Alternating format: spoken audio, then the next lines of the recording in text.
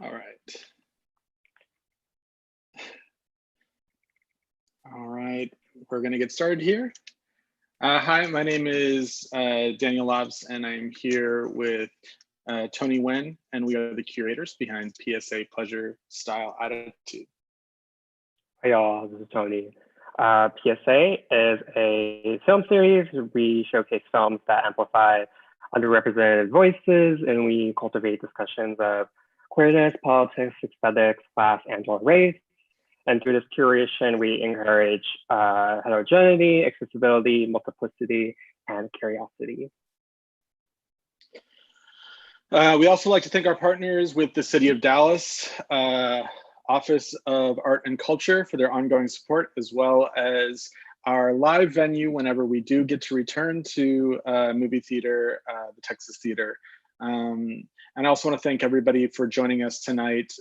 We have a really, really fun conversation. But before we do that, let's talk a little bit about what we have coming up. Absolutely. We don't have anything that's hosted by us upcoming, but we do have for tomorrow an episode of Cinematic Conversations with Bart Weiss from Video Fest. We'll be joining him through that Zoom discussion to talk about one of our favorites of last year, Atlantic by Madi Diop. If you have not had a chance to see it, it is available on Netflix to stream. And if you would like to attend that discussion to hear Daniel and I just muse about how much we love the movie, then you can DM us or email us for that information. Alrighty, and let's see, just a couple of technical housekeeping stuff. If you have any questions, please use the Q&A box at the bottom of the screen's toolbar, or use the chat room to comment along with us. We'd love to hear your thoughts. We definitely want to know what everybody's favorite Derek Jarman music video is, because that's what we're here to talk about tonight. So please do feel free to comment, but please do be respectful of everybody else in that space.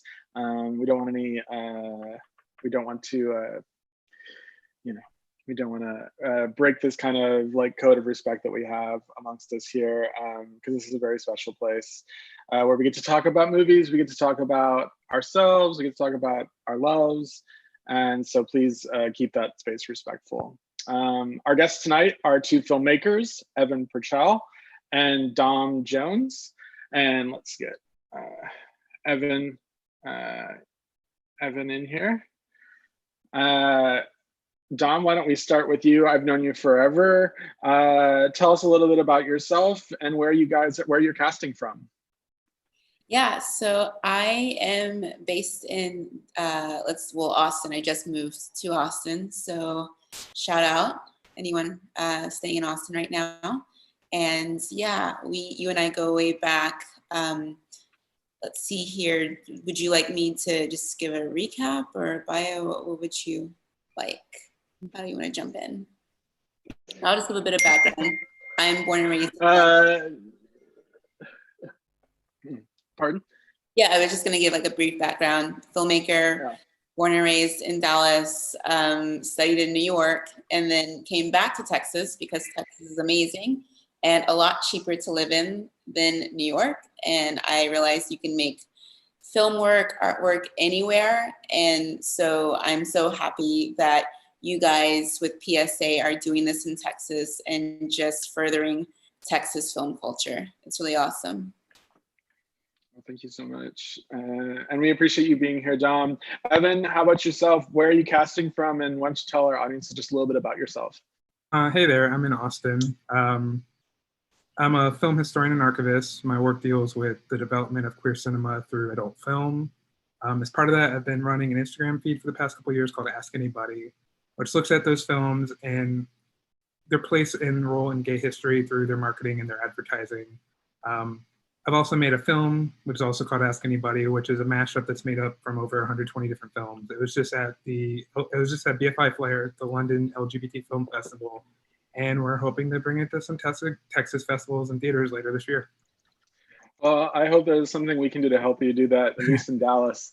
We'd love to see it. We'd love to share it with audiences, and love everything that you're doing on Ask Anybody. It's a great, great account to follow. So anybody out there that doesn't follow it, you need to be following this Instagram account. Thank you. It's totally scandalous. I love it. Well, we're it's for Instagram, so yeah. Do you ever get stuff that gets kicked back? Oh, totally. Yeah. It's always great though when it's like stuff where I'm like, there's no nudity in this, there's no bad language in this. Why did they take it down? Which happens more frequently than you'd think. But I guess that's just Instagram and social media for you. Yeah. They haven't caught up with us just yet.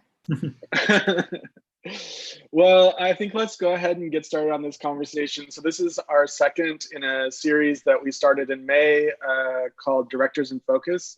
Our last conversation was focusing on the work of Simon Lang, and we watched The River. This week we have watched a ton of music videos by director Derek Jarman, who made, I think, close to 30 music videos while he was alive and active.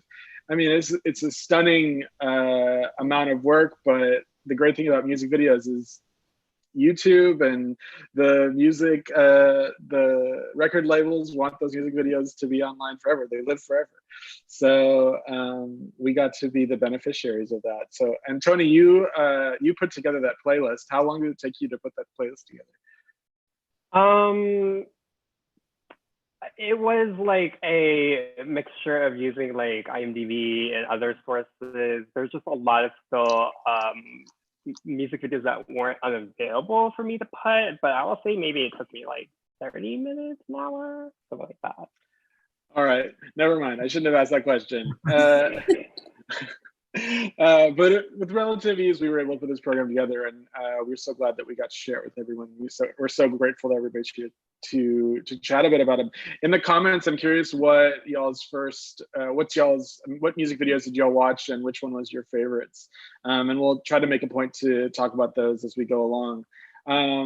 But before we get to the music videos, I want to just kind of start with everybody's, where everybody started with Jarman. What was your first Derek Jarman film that you saw? What was it like? What was your experience? Did you know what to do with it?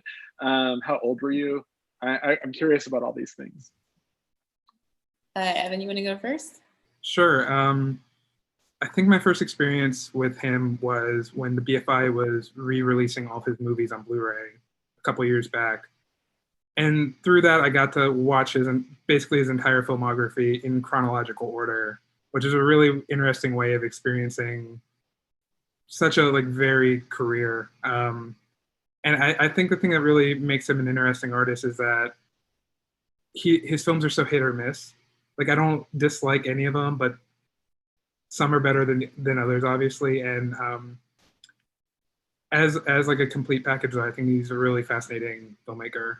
And so my first was Sebastiani, which I really loved. I think that was my first as well, Sebastiani. I think the cover just drew me in. I couldn't not watch it. Yeah, well, my first time with Jarman was, I believe I was in video art class, and she just sprung blue on us. So, you know, I was probably maybe like 19, 20 when I first saw it. And to that point, until that time, I hadn't really watched an hour and 20-minute film that had a single, frame on it, which is the Yves Klein Blue. He did it in as an homage to Yves Klein, but also there's such an emphasis on his own writings and his own experience living with HIV, and it was the last film that he released. I think he died about 4 months later in 1994 with AIDS complications. So yeah, I mean, I'm not gonna lie, the very first pass was, okay, what is this? Really, this is just like some video art boy, masturbatory, I think I was like, is he really serious? But I think with Jarman, what you learn is he had such a colorful life. He had such a life full of peaks and valleys. I think once you begin to learn who he was and why he did some of the things that he did and what he had to experience in his time, you have so much more appreciation just for the fact that he even did what he did.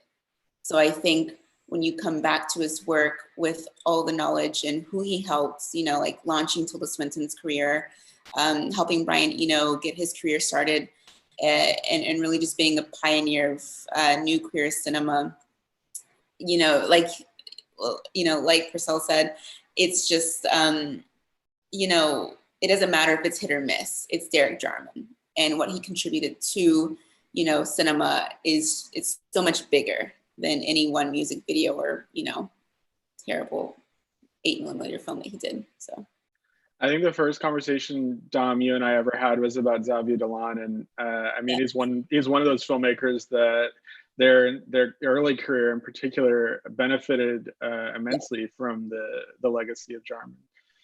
So many artists' careers, not just, you know, queer artists like Xavier Dolan, but just the more I watched the music videos that he made, I was like, okay, that's where that came from, and that's where I've seen this, and that is, so it's just such a reference for, you know, theatricality and camp in music videos and narrative in music videos that we now all take for granted. Like, we all think that we have to have this huge story in music videos, but that wasn't typically the norm. That was very counterculture then. So, Tony, how about you? What was your very first Derek Jarman film? So I first heard of the name when I started listening to Coil and Bobby and Crystal, some of his collaborators, when I was like 18, 19, because I just needed an outlet to get like my teenage angst out. So I turned to like industrial, post-industrial noise, what have you, like just that sector of music. And I eventually kind of did more research on Coil itself and found that they actually did like collaborations, and that they did one for, they scored in the Angelic Conversation, and I could not find Angelic Conversation anywhere, like library, dark web, like anywhere. So the most readily available for me to watch was Blue. And I found a copy through my library, and wait, was it the library? I don't think it was my library. No. I think I somehow found it through physical means, but I watched it, and I had very mixed results with it, because like Dom, I didn't know what to make of it in terms, I guess, like realizing that it's just a blue screen and it's just like voiceover, etc. But the more that I sat with it and rewatched it like 2 years later, after when I was like 19, it really had like a monumental impact for me. And I did a little bit more research on himself. I think what was the most fascinating that I really resonated with him was that I really loved how multifaceted and multidisciplinary he was, because I mean, Daniel and I've talked to Daniel about this a lot of times, but I feel like some culture and some directors sometimes can be incredibly insular, and just really only understanding like film. So it was really fascinating to see how Derek was someone who was so inspired by music, painting, and gardening. And Shakespeare.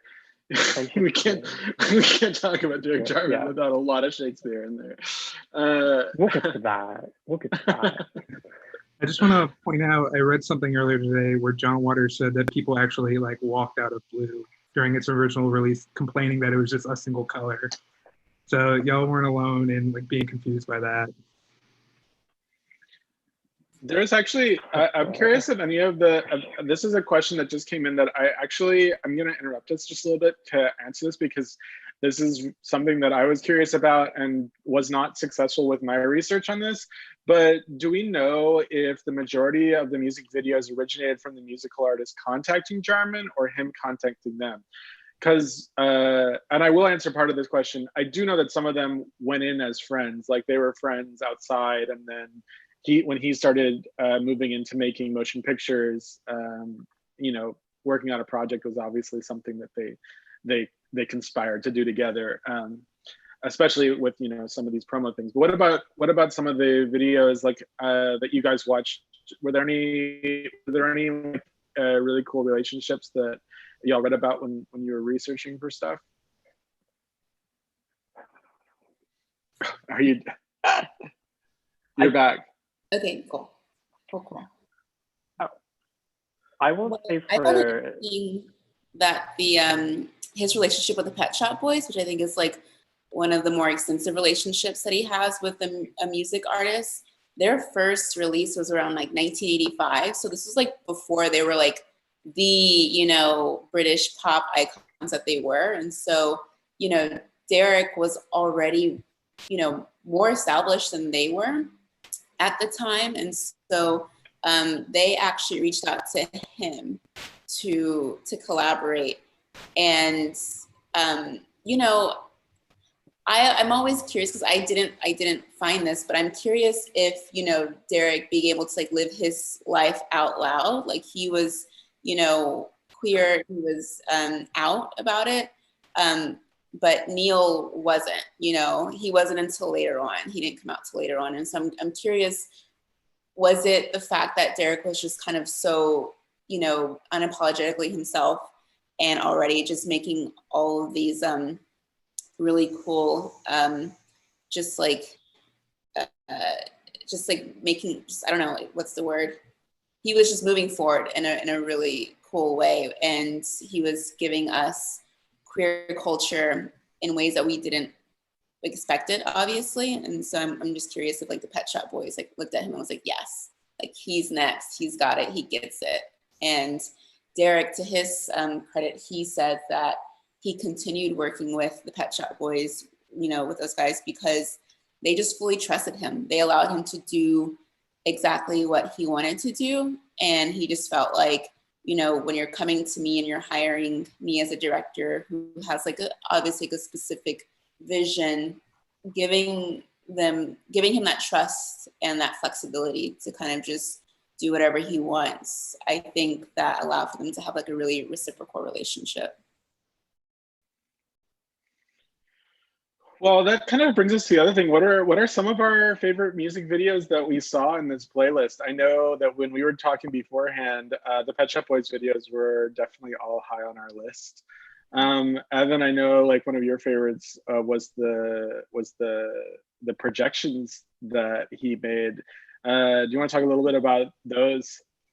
Sure. So Jarman was the stage director for the Pet Shop Boys' first tour. And as part of that, he created a series of backing videos. Well, not videos, films that would play along with some of the songs. And they're very abstract, and I know he wasn't too happy with most of them, but I think they really kind of suit the mood.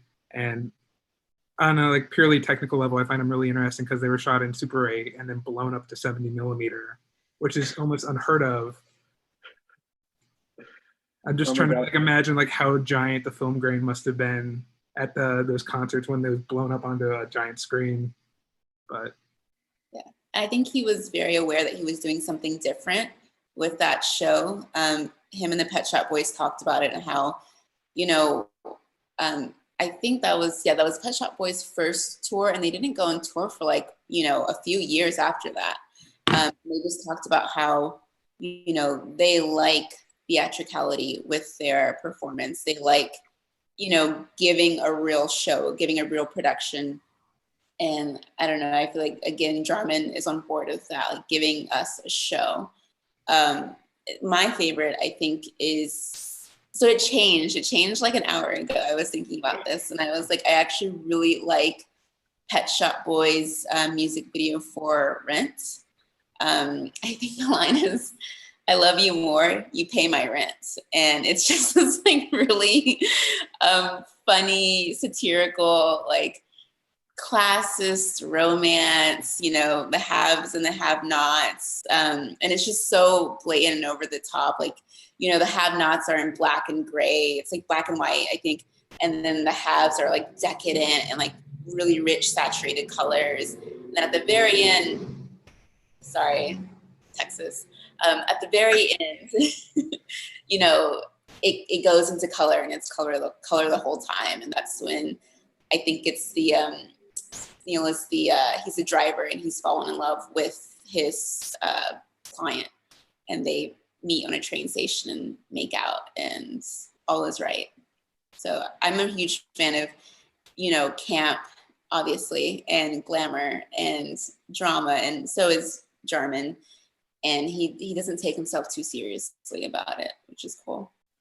I know we should probably stop for a moment and talk about the vision that is your eye makeup. Love it. Thank you guys. So, you know, I was just like wanting to get inspired by Derek Jarman's music videos, and because he does a lot with camp and decadence and glamour, and also because he's inspired by Yves Klein, this is what I could find in my quarantine makeup kit. So this is kind of an homage to Derek Jarman. If I were meeting him in quarantine, this is what I would wear to see him. Let's see, some of the faves that came in our comments were the Pet Shop Boys projections, Brian Ferry Windswept, Easter House, whistling in the dark. Any of those, do you guys have any comments about any of those? The Brian Ferry one is interesting. Not a good song, but wait, what? Okay, I might be biased because I'm a huge rock music fan, but I personally do like the song. But I think the video is very interesting in terms of, I guess, its textures.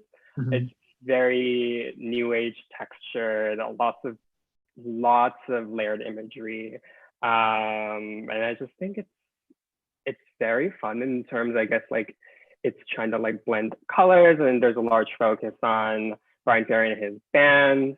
I know there was a cameo with that. I think it was an actress, but I forgot her name exactly. I think she was an actress and musician.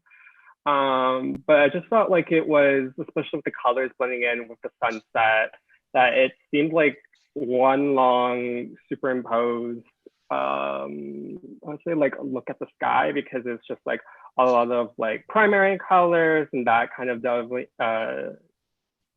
and then blending in together. It's kind of one of the big running themes throughout all the videos is his focus on texture and superimposition and mixing film with video and finding like really creative ways to mix these two completely different formats together that I found really interesting.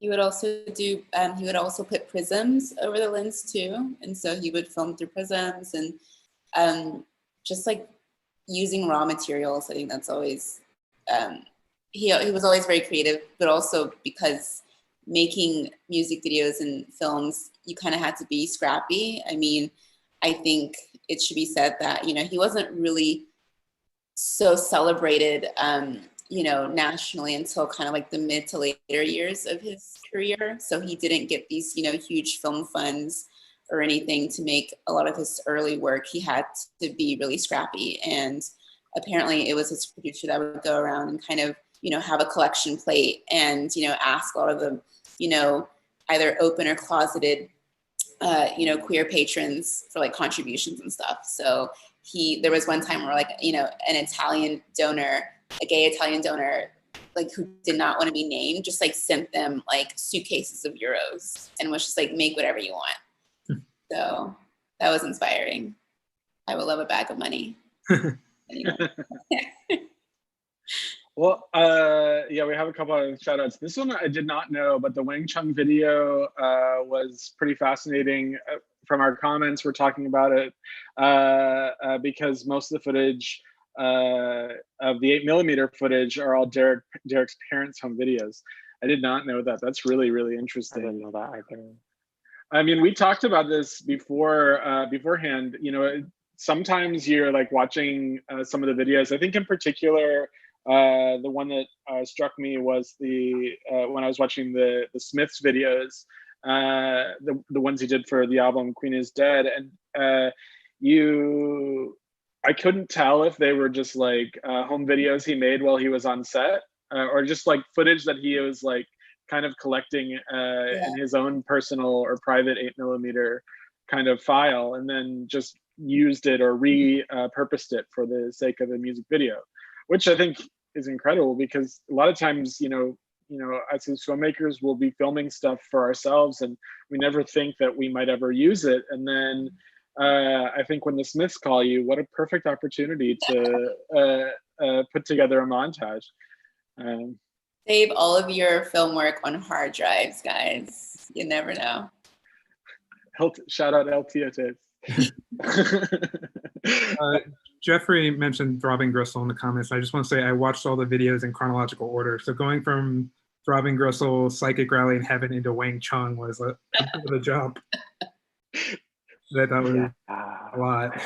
That was I love that too. It was so like, I don't know, dark and macabre and a bit goth, and yeah, textures, lots of textures. And because there's not so much color, you focus a lot on the quality and the content of the image, and trying to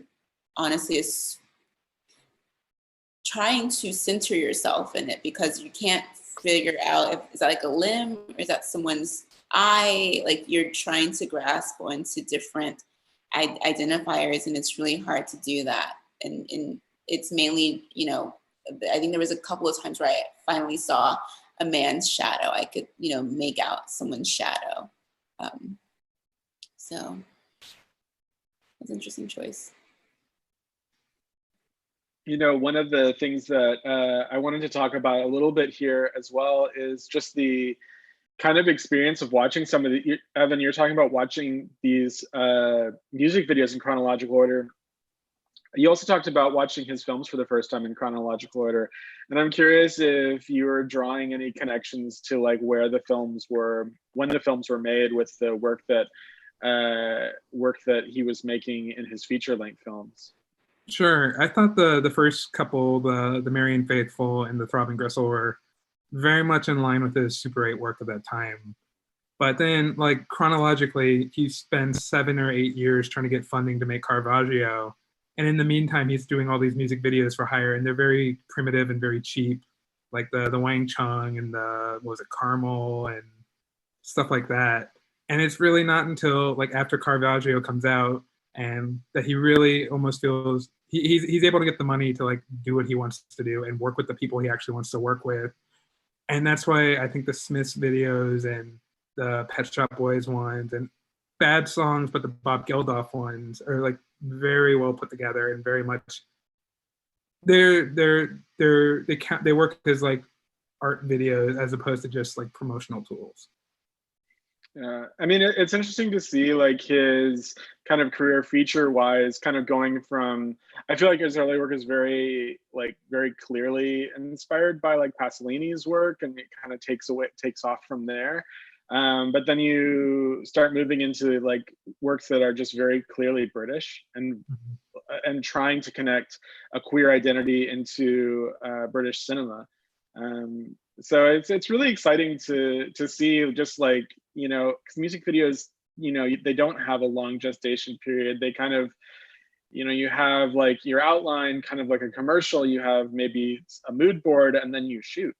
It's fast.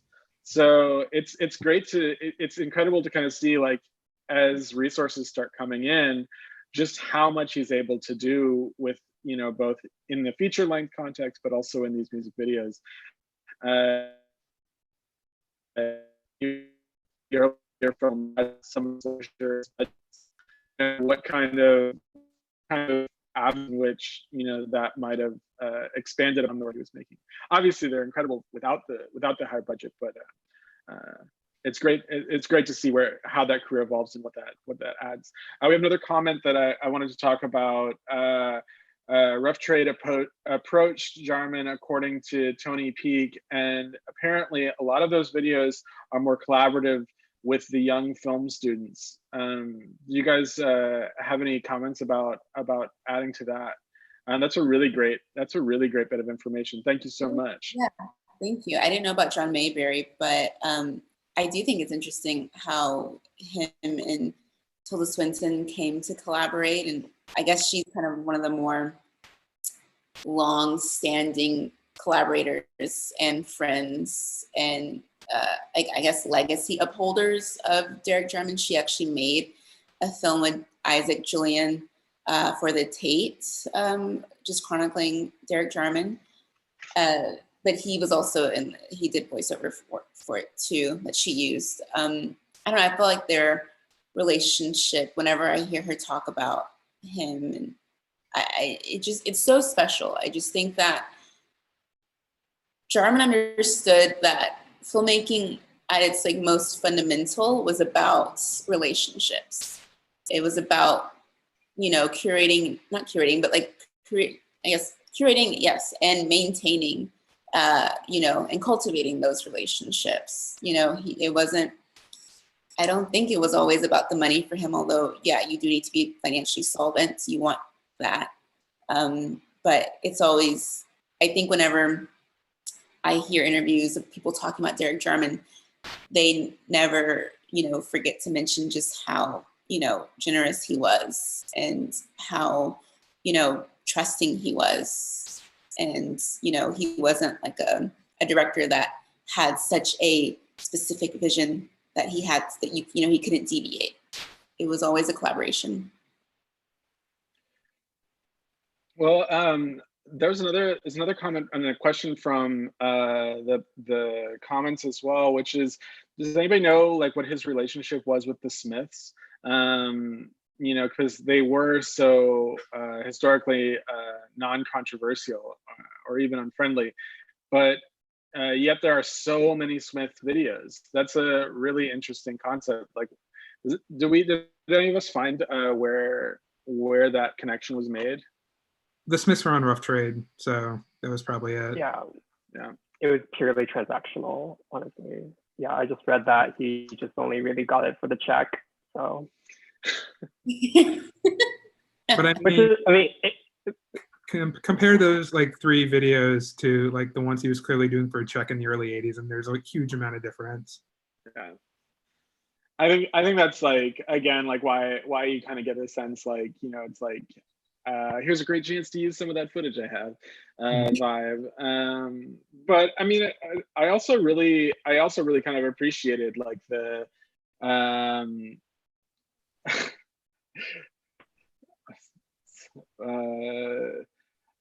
so I have one more follow-up on that. It is known that Derek and Morrissey were a little confrontational, and how some of the songs were presented.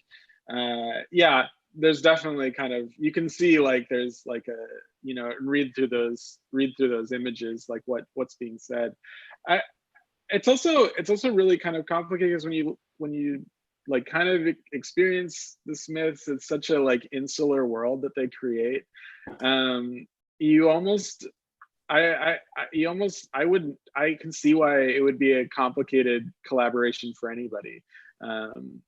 Obviously Morrissey is a complicated person, as we've seen for the last.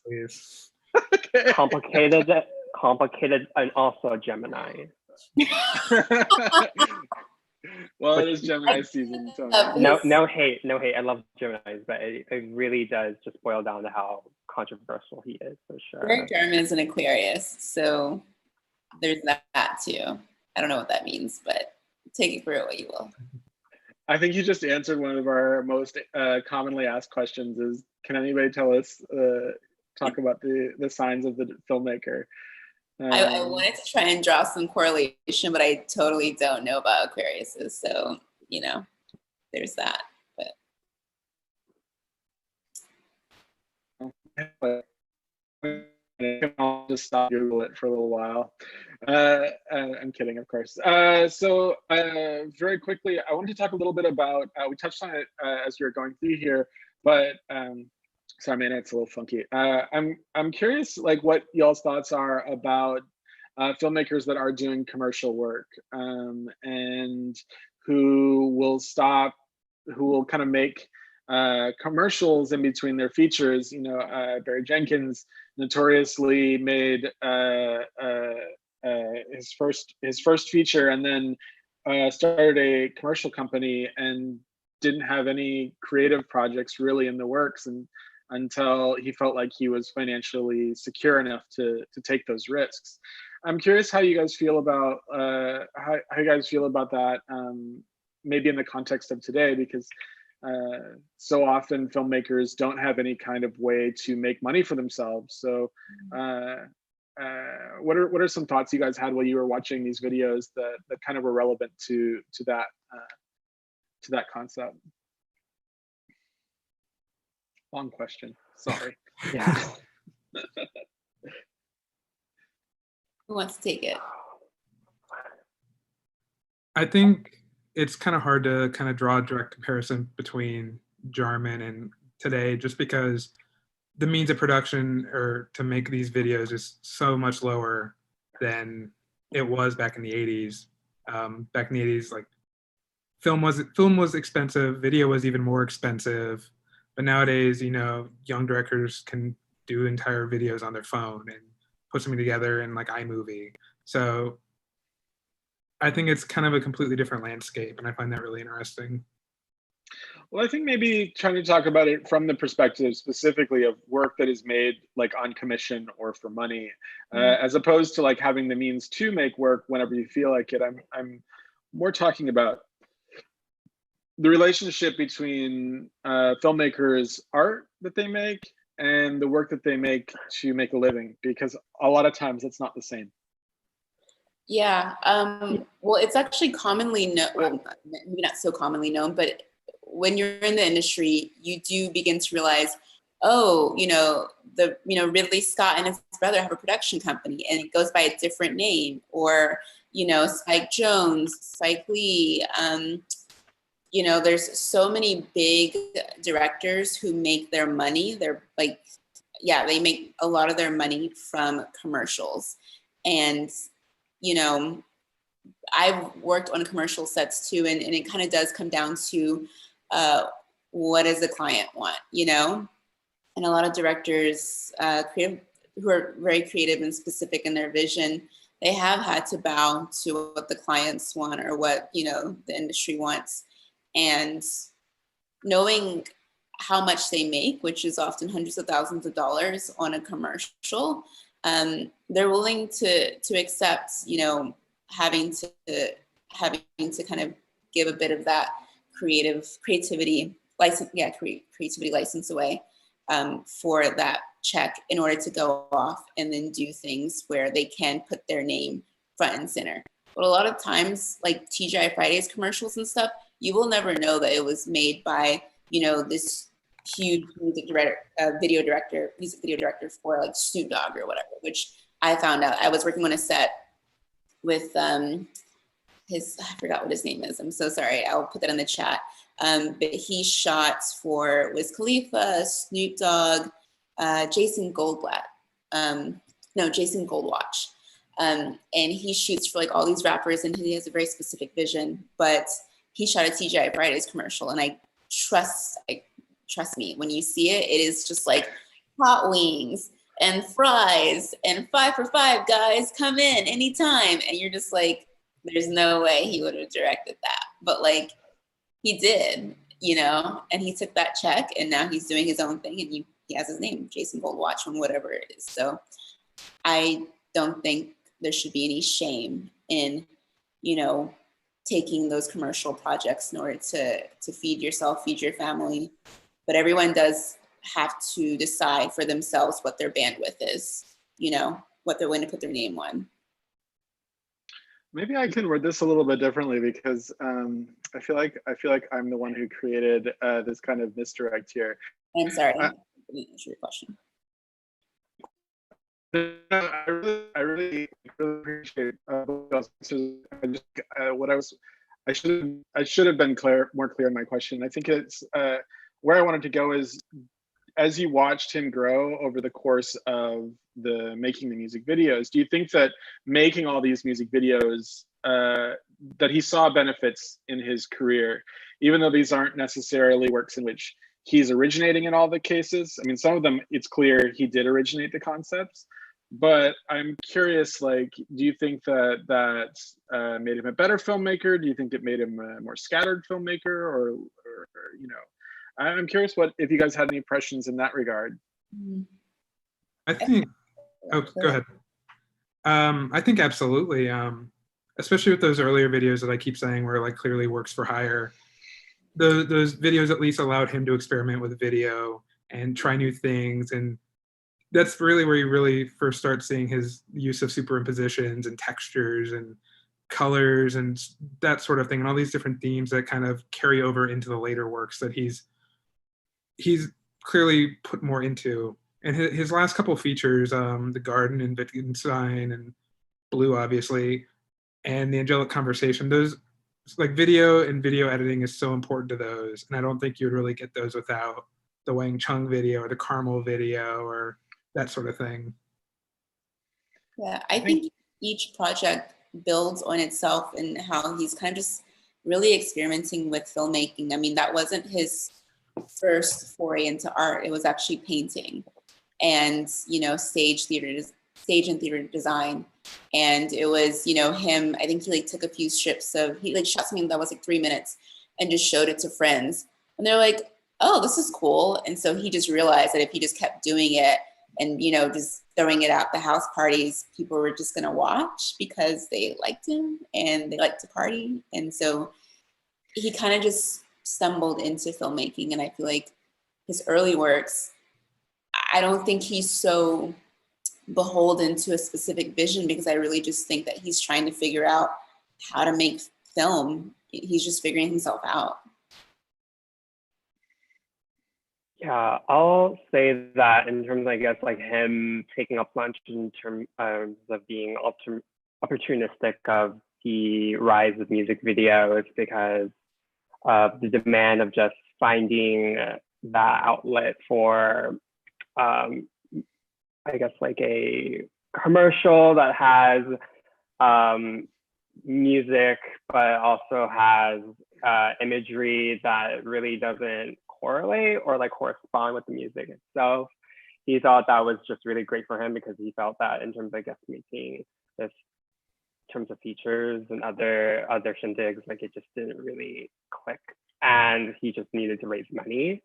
So he felt that in terms of, I guess, the rise, and especially, I guess, like the rise of MTV2, that he wanted to take in terms of embarkment to, I guess, extrapolate and find meaning more into music videos. Because I know in terms, I guess, like the Pet Shop Boys, for example, like he found a lot of value just doing that.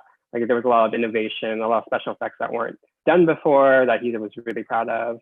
But at the end of the day, especially with that, I think it was like a 7-year gap that was talked about. Yeah. For Caravaggio, it's just like, what do you do then to make money? And it's just not like it was the best outlet for him to do so. But I mean, I think the creative vision also, in terms of, I guess, what would be parallel to themes that you would see in his features or shorts and his music videos, they are prevalent.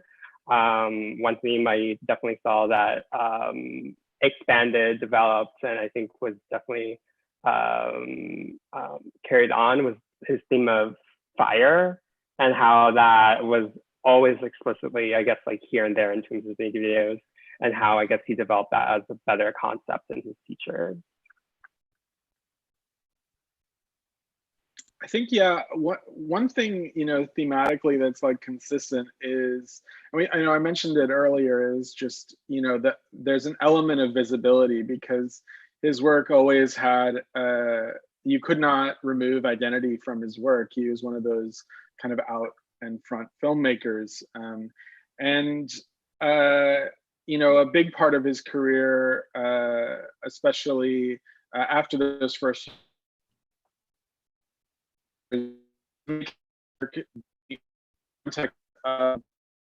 one fighting for civil rights in UK, but also in the context of the kind of onset of HIV/AIDS in the queer communities.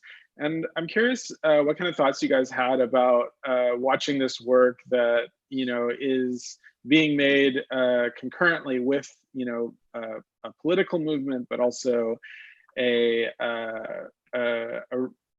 the existential threat of a pandemic, similar to what, you know, a lot of artists are starting to be kind of looking at going into making work in the next couple years. I'm curious what kind of thoughts came to your mind with regards to that topic. Wow, that's a good one to take one. I think that type of imagery and those sorts of themes really kind of appears more in his features than the music videos. The music videos are still very explicitly gay. You can tell that he was a bit obsessed with Young Trade because they show up in like every single video. But he never really worked with any like artists that were really outspoken. He didn't work with like Bronski Beat or a band like that. The Pet Shop Boys were, if you knew what you were looking for, you would know that they were very gay, but they weren't out. The Smiths, I think, was kind of like ambiguous. Again, if you knew what you're looking for, you would know, but the general public probably didn't. I really think it's the features where you can find that, not the music videos. Yeah, That's God, that's okay. I mean, it's okay to talk about it in the context of the films as well. I should have said that beforehand. Yeah, I think Blue is his just most honest and dressed down reflection on the times, and it's very much like he just doesn't hold back. He's like, that's kind of like the last year of his life, and he's reading from his journal entries about side effects of the drugs if you take, when you're HIV positive and you're trying to, basically keep yourself from dying. It's just really raw and visceral, but there are no answers. So, we're in a time right now where like there's also really no answers. We're all just kind of like feeling out how to, yes, coexist with a pandemic, how to create in a pandemic what our new boundaries are going to be, similar to, kind of what he had to decide for himself is what his new boundaries are and how he wants to live his life and make art and stuff. Yeah, it's, I don't know, I get kind of lost in that reflection because I feel like we're just so currently in it right now. Yeah.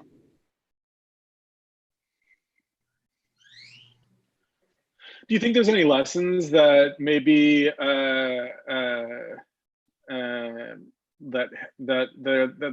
that watching the work kind of offers us? I mean, obviously Blue offers us a ton of like lessons of introspection as far as what the reality of losing your sight is, but I'm curious, like I think that's kind of it's like, is there anything that that is in this work that maybe filmmakers who are trying to figure out how to work in a limited capacity, if there's any kind of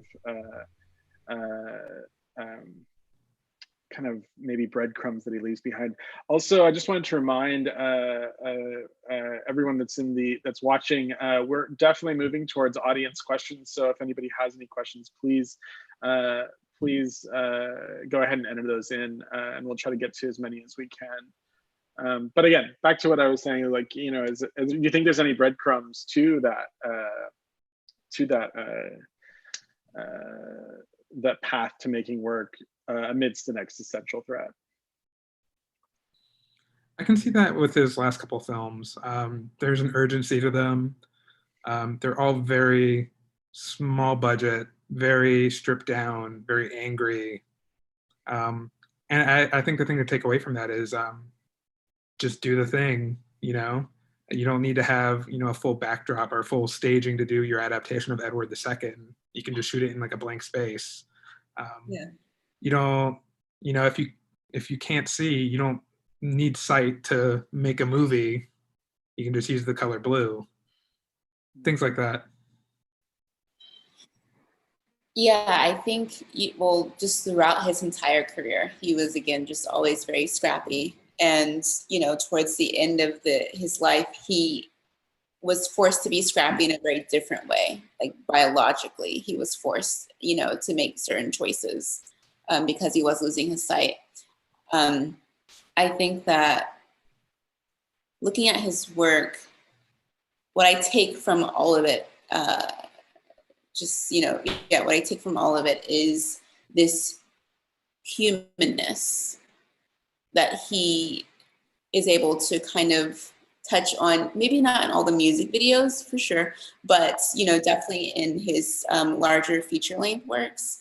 There is romance, there's like hope, there's, you know, a bit of nostalgia, and, you know, he was always wanting to be a gardener. I think, you know, he said at 4, he wanted to be a gardener, and he told his parents that. But, you know, he realized, oh, you can't like make money off of being a gardener, so I have to do something else. So he always had, you know, a relationship to nature and a relationship to understanding that life is just cycles. And so I think, if nothing else, you know, I mean, I've been gardening too, so maybe I've also just been a little bit like in my own garden and looking towards, you know, the sun rising and setting at the same time, knowing that like whatever we're going through, the time is going to be passing in this very, you know, just rhythmic way. And so just looking to nature for comfort and for inspiration. So one comment that is kind of going on in the chat room, which is actually really, really interesting, and we actually have it answered through the chat room, but because people on YouTube can't read this chat, I wanted to kind of incorporate it and also see, Evan, if you had anything that you would be able to comment on this. One of our attendees.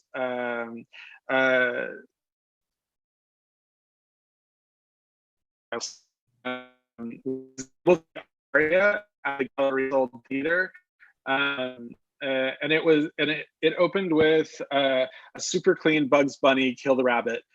It's completely, he says it's a completely unappreciated movie with 10 directors, including Jarman, Ken Russell, Jean-Luc Godard, Robert Altman, and others directing this kind of operatic aria. Like it's a omnibus film that's definitely something to check out.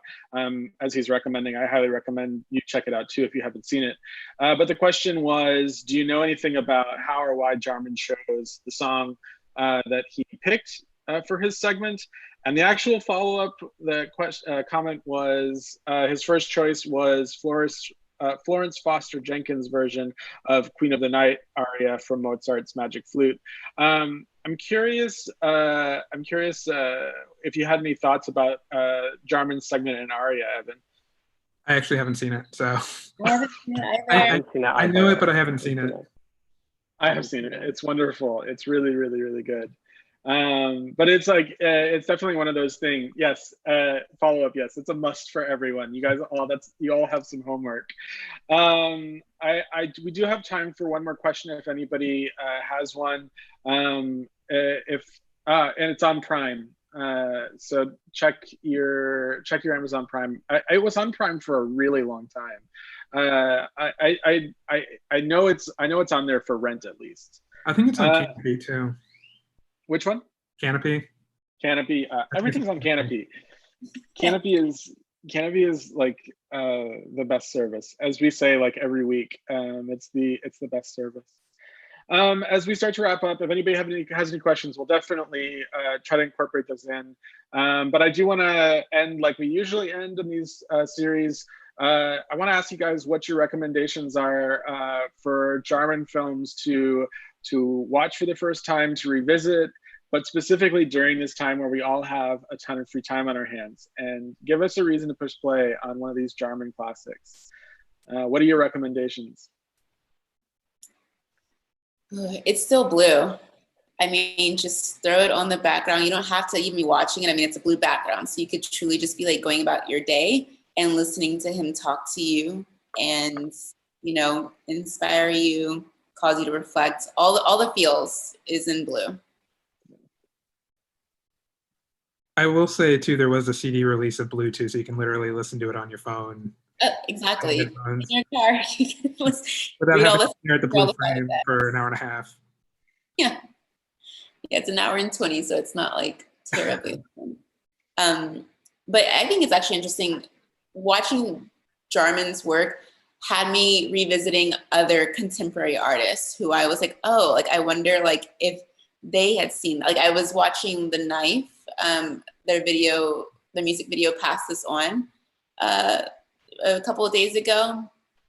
And I don't know, in Arca, I think they just released new music, but Arca's music videos, I can't imagine those people not being influenced by Derek Jarman's work, even if they don't even know who he is, you know? I would say oh, go ahead. I would say in relation to his music videos, I would highly recommend checking out his more lyrical films, like In the Shadow of the Sun and The Angelic Conversation, which have really amazing soundtracks by Throbbing Gristle and Coil. I'm also a big fan of The Last of England, which I feel is very politically relevant right now, and The Garden too, which is very similar. It's probably the one that's most similar to his music video works. I can see The Garden. Yeah, I was actually going to echo Evan in terms of the suggestions of The Angelic Conversation would be my vote in terms of the film being just like one long music video, like choral music video of just Shakespearean nonsense. And then in terms of music videos itself, I would definitely recommend everyone, if you haven't seen the Marianne Faithfull Broken English promo, I would definitely, if you were to do a double feature, do that with The Last of England, because you can definitely see the political anger of both of them, because I know we didn't talk about so much just because of historical context, but Derek Jarman was definitely influenced, and his peers too was definitely upset with just the rule of Margaret Thatcher coming into reign. And I think his dad being a military officer also had a huge impact on how he saw the military and the effects of the military on men, and his dad suffering from PTSD. Yeah, I definitely concur like that.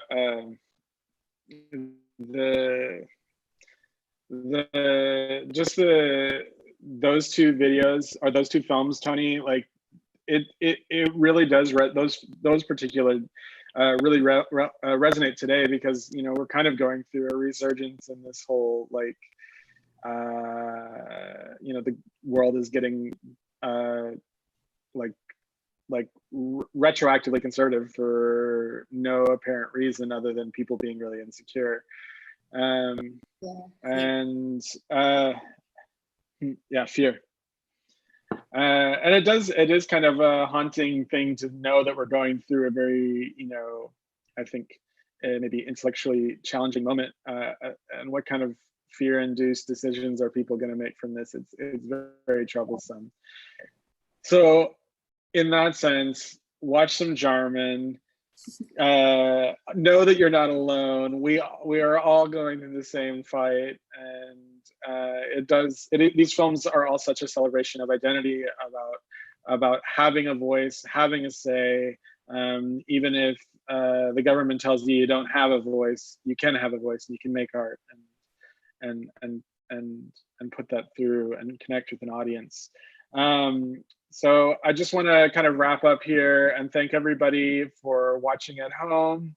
I really want to thank a huge thank you to Dom G. Jones and Evan Purchell for joining us tonight. This is a conversation that's been long in the works, so we are so glad that this could finally happen. So thank you guys so much. Thanks for having me. Yeah, this is so fun. Thank you guys so much for doing this.